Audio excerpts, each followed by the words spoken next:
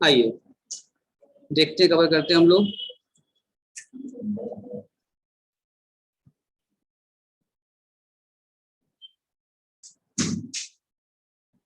कौन हम लोग कहाँ तक कवर कर चुके थे? ये आज करना था अपने को ये टेक्निक ऑफ साइंटिफिक मैनेजमेंट, ठीक है, ये आज हम लोग कवर करना था। तो क्या है टेक्निक भाई? साइंटिफिक मैनेजमेंट करना होगा, उनकी टेक्निक्स क्या हैं आपके? देखिए फर्स्ट बता रहा है क्या,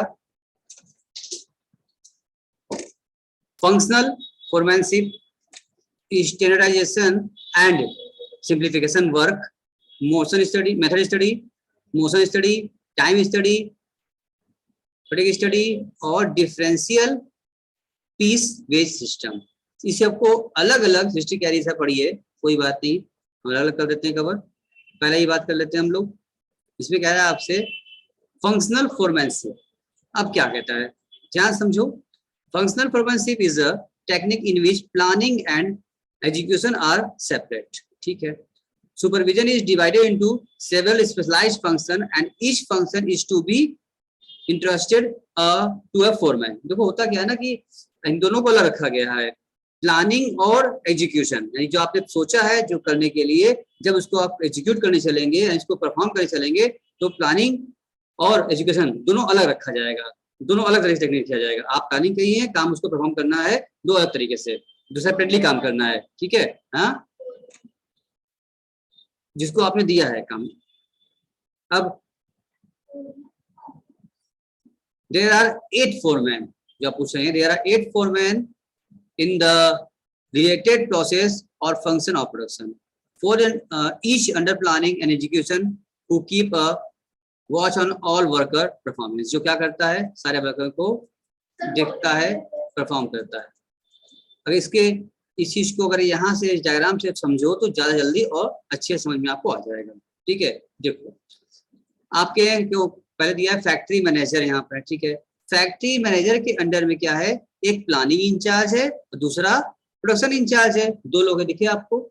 कौन कौन दिखा सृष्टि? एक फैक्ट्री मैनेजर है, उसके अंदर क्या, एक प्लानिंग इंचार्ज है और एक प्रोडक्शन इंचार्ज है। ये दोनों क्या कहा था ना मैं, दोनों अलग हो जाएंगे सेपरेटली, प्लानिंग वाला अलग, एग्जीक्यूशन वाला अलग, प्रोडक्शन वाला होगा। प्लानिंग कर लिया है उन्होंने, क्या बनाना है, कैसे बनाना है, और प्रोडक्शन कौन करेगा, अलग मैनेजर इंचार्ज बना रखा है। अब इन प्लानिंग जो इंचार्ज था उसके नीचे कौन कौन है, इंस्ट्रक्शन क्या लिखा है, इंस्ट्रक्शन कार्ड क्लर्क, ठीक है, root clerk, time and cost clerk और डिसिप्लिनियर। अच्छा, और प्रोडक्शन इंचार्ज बात किया जाए तो speed boss, gang boss, repair boss, inspector. ये कौन सा इंस्पेक्टर है, या पुलिस इंस्पेक्टर है जो इंस्पेक्ट करता है, जो काम का इंस्पेक्ट करता है, काम कितना हो कैसा वो जांच करता है, उसको बोलेंगे इंस्पेक्टर। ऐसा नहीं हो पुलिस इंस्पेक्टर आ गया यहाँ पर, कोई जांच वाला हो गया। अब इन सब के अंदर में कौन कौन कहलाए, सब क्या है, ये सब आपके फोरमैन है, ये सब काम वर्कमैन है आपके। हाँ, ये सारे वर्कमैन है आपके, ये सब वर्कमैन जो काम क्लर्क है, कार्ड क्लर्क, जो भी काम कर रहा है सब अंदर रखा गया है।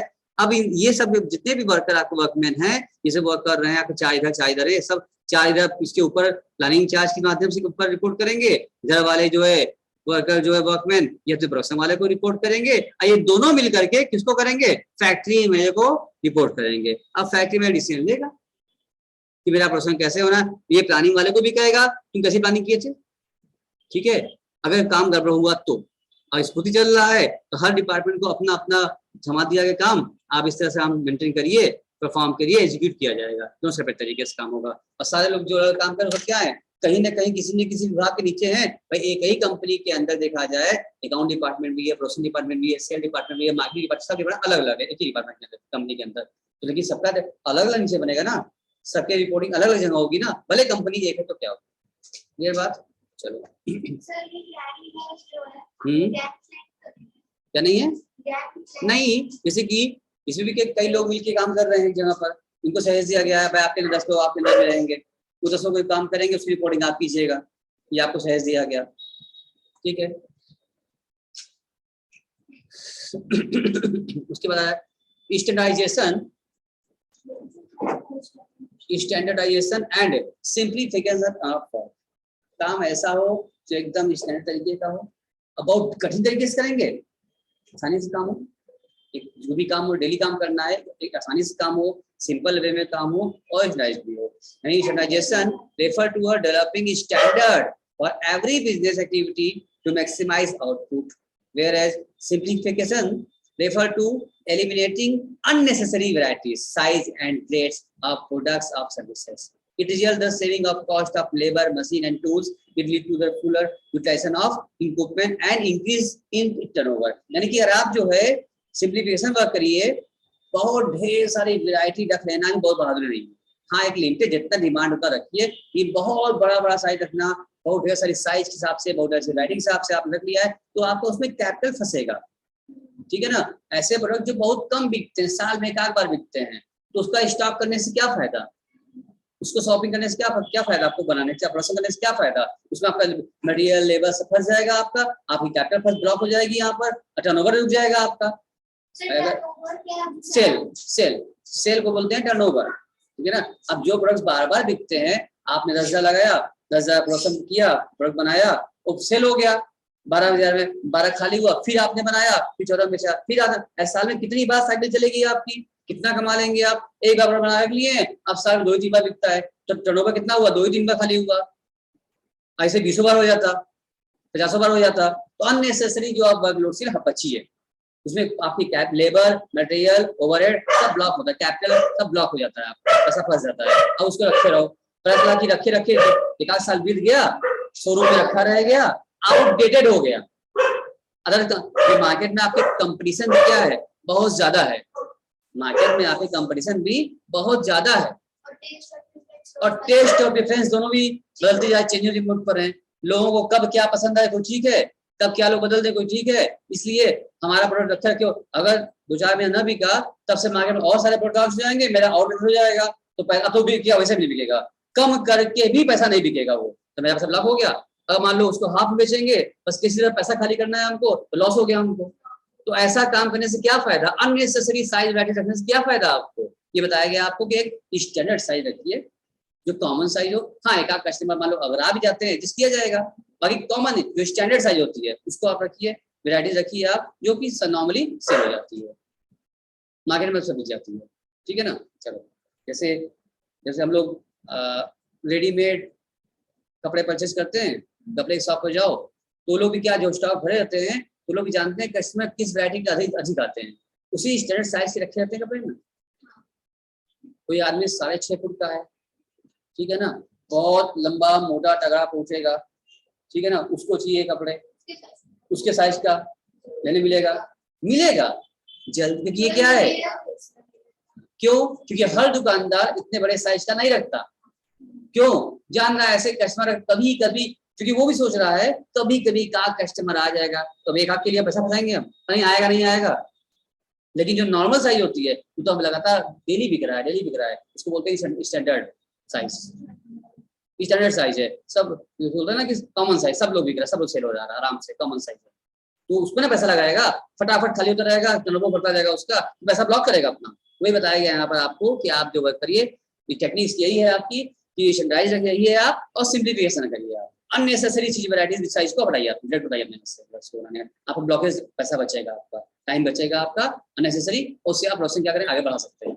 इतनी बात क्लियर हो गई है। अगला टेक्निक क्या है आपका, method study. The objective of method study is to find out one best way of doing the job to maximize efficiency in the use of resources and to reduce cost of production and to maximize quality and satisfy the customer। देखो इस छोटे से 2 line में कितनी बातें इन्होंने कह दिया, बात सिर्फ 2 लाइन की है, लेकिन समझो कि 8-10 लाइन के बराबर की बात यहाँ पर आपसे कही जा चुकी है। मोशन मेथड ये कहता है कि आप जिस मेथड को अप्लाई कर रहे हैं, भाई होता है ना कि जिसको भी कंपनी पुरानी होती जाती है तो उसको अपने वर्क के दौरान उसको एक्सपीरियंस भी उसका बढ़ता जाता है।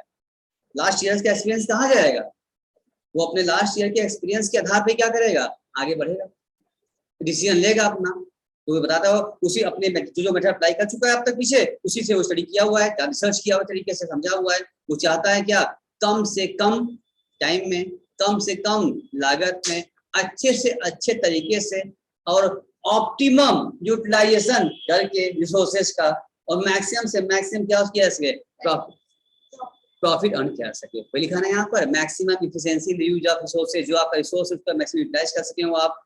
कॉस्ट क्या हो जाए आपकी, रिड्यूस हो जाए। प्रोडक्शन, जैसी बात है, अगर आपकी आज की डेट में कॉस्ट आपकी महंगा, आपके यहाँ लागत ही महंगी पड़ गई है, तो आप कम बेस्ट सेल नहीं कर पाओगे, मार्केट से आउट हो जाओगे, क्योंकि आपसे कम में भी बेस्ट सेल तैयार है, तो कॉस्ट कम होनी चाहिए। और कॉस्ट कटिंग करने के लिए आप क्वालिटी गिरा दोगे, आप क्वालिटी खराब करोगे तो भी सेल नहीं होगा। लोग कहेंगे अरे सस्ता माल नहीं चाहिए, बेकार होता है, अच्छा चाहिए।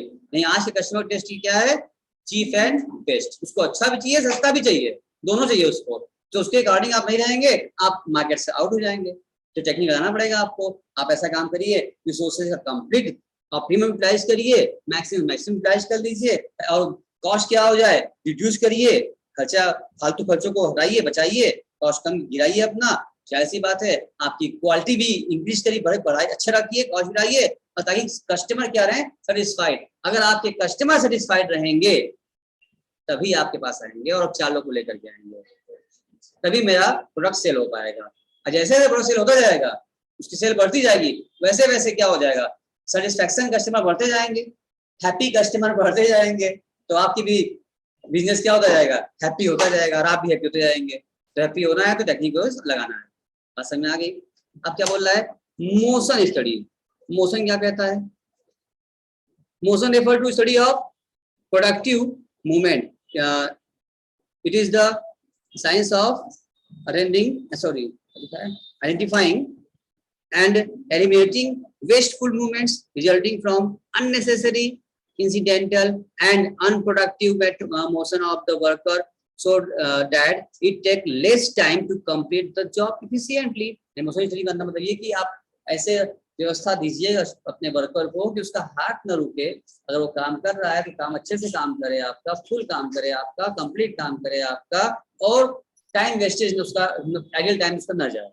अगर उसको 8 आवर्स का उसकी ड्यूटी करना है तो आप 8 आवर ड्यूटी से लीजिए, उसको आप छोड़िए नहीं। क्योंकि 6 आवर किया तो और काम नहीं किया, आप प्रोडक्शन कम हो पाएगा, प्रोडक्शन कम हो पाएगा, चार्जेस लग जाएंगे आपके, आपकी प्रोडक्ट महंगा पड़ जाएगा, कॉस्ट बढ़ जाएगी आपकी। तो लिखा ना कि एंड एलिमिनेटिंग वेस्टफुल, क्या लिखा है,